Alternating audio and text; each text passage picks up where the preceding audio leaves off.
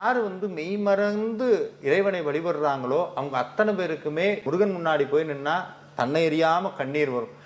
சொல்றாங்க தேவாரத்துல, காதலாகி கசிந்து கண்ணீர் மழி ஓதுவார்தமை நன்னறி குவிப்பதுன்னு சொல்றாங்க. இந்த கண்ணீர்ல ரெண்டு கண்ணீர் இருக்கு. ஆனந்த கண்ணீர், அழுகையில சோகத்துல வர கண்ணீர். சோகத்துல வர கண்ணீர் பார்த்தீங்கன்னா உப்பு கரிக்கும், ஆனந்தத்துல வர கண்ணீர் இனிக்கும். அப்ப சுவாமி முன்னாடி நம்மளுக்கு பெருக்கிறது ஆனந்த கண்ணீர். இந்த உடல் ஒரு கவிஞர் அழகா சொன்னார், உலகத்திலேயே சொல்ல முடியாத அத்தனை வார்த்தைகளையும் சொல்லக்கூடிய ஒரே மொழி கண்ணீர் தான். அந்த கண்ணீர் கடத்தக்கூடிய விஷயங்கிறது வேற எந்த மொழியினாலும் முடியாது. அப்போ முருகனை பார்த்த அடுத்த நிமிஷம் உள்ளுக்குள்ள நம்மளறியாம கவலையினாலையும் கண்ணீரும் கவலையும் கஷ்டத்தையும் நினைக்காம நம்மளை மறந்து ஒரு 2 சொட்டு கண்ணீர் வருதுன்னா முருகன் உங்களுக்குள்ள இருக்காருன்னு அர்த்தம்.